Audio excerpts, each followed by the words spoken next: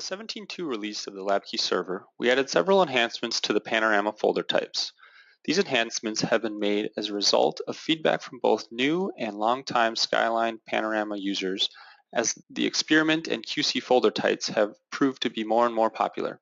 The changes that I would like to demonstrate for you today include improvements to the document summary header and document version web part layout and functionality, better support for user interactions for the Skyline Calibration Curve, and the ability to exclude outlier data points from the QC folder guide sets.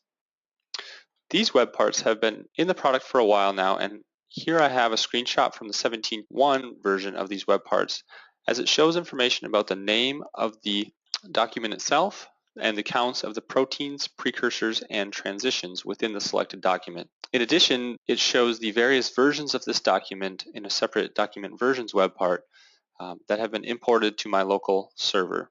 As you can see with the 17.1 version of this page, the top two web parts, which appear on many of the pages for the Panorama folder types, can take up a lot of space and push the listing and grids farther down the page. With the 17.2 release of the Labkey server, we updated these web parts and interactions to be more concise and to make it easier to navigate to the various filtered grids of data for a selected document. Here you'll see as I navigate to my imported document, the updated document summary web part. This web part, as you see, is more concise. It still shows the document name as well as the ability, if you have permissions, to rename and download that document. But now the counts of proteins, precursors, transitions are now available as links to easily navigate between the selected grids of data for that document. We also added links for transition lists and calibration curves to this document summary web part that were previously not available within the web part summary. As you'll see, the document versions web part has been removed from the page and instead replaced by a count of the number of versions for this document. You can still click on that count number to see the full information about imported document versions and navigate between the available document versions. The second main area of Panorama folder enhancements that we did with the 17.2 release was related to the calibration curves.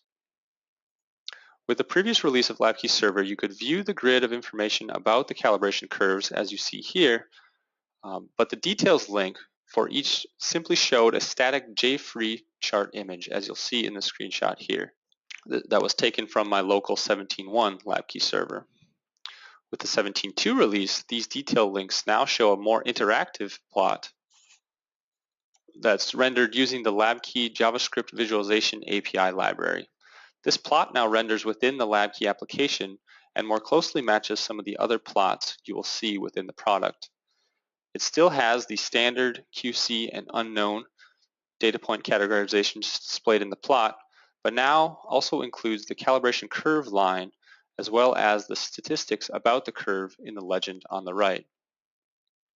Clicking on a data point in the plot now allows you to see where that peak area ratio for the point lines up with the curve and indicates what the calculated concentration would be.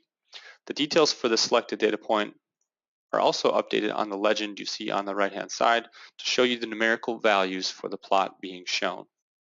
Finally, with many other JavaScript-based plots in Labkey, these calibration curves can be exported using the hover icons here in the upper right-hand corner as either PDF or PNG.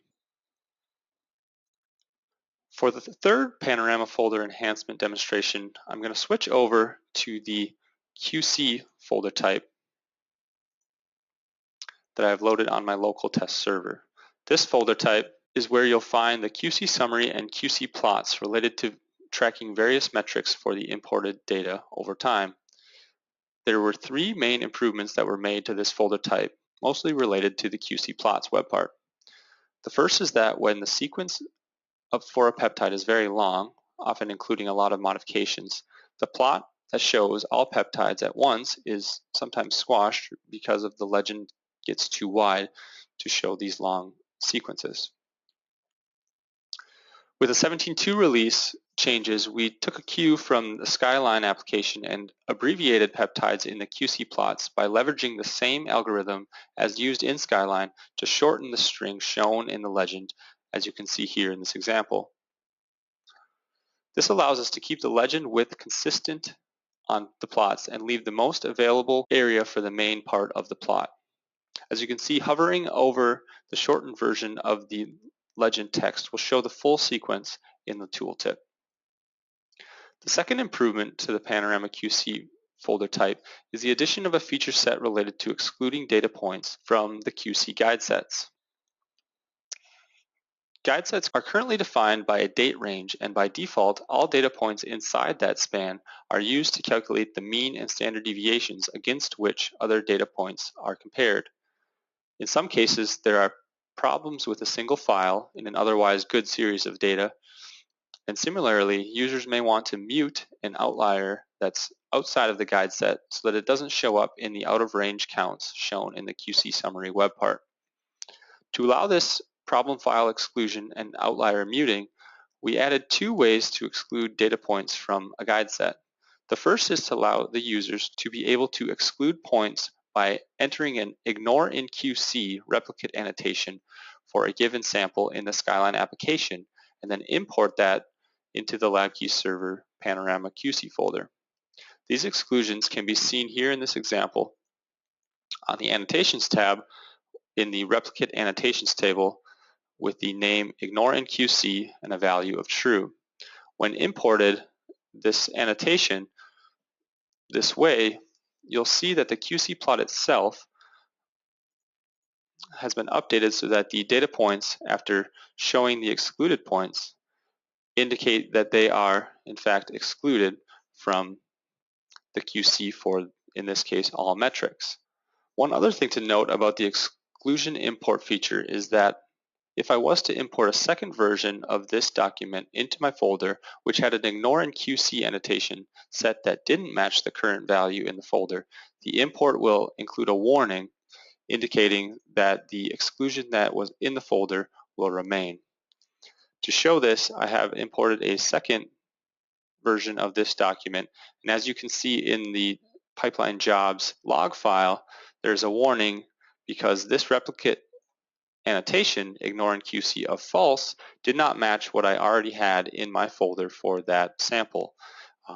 In that case, we default back to using the existing exclusions that were previously added to the Panorama folder or previously imported.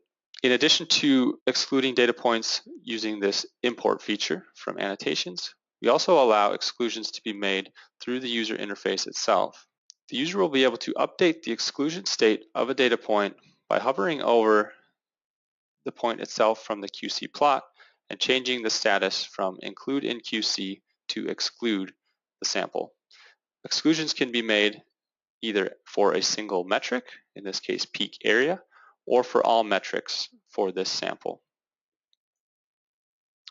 An exclusion that is made for a data point that is within a guide set will allow the user to exclude that data point from the guide set calculation itself. You'll see now, once excluded, this data point is no longer used in the calculation of the mean and standard deviation for this first guide set in my plot. An exclusion of a data point outside of the guide set excludes that data point from calculations of the count of outliers for that guide set. Again, these samples can be excluded either from this single metric or for all metrics.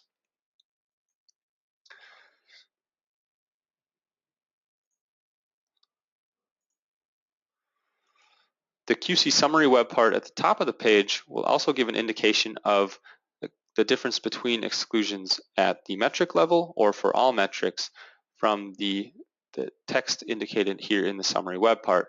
So for the first sample, which I excluded from all metrics, you'll see the text that says this was not included in QC.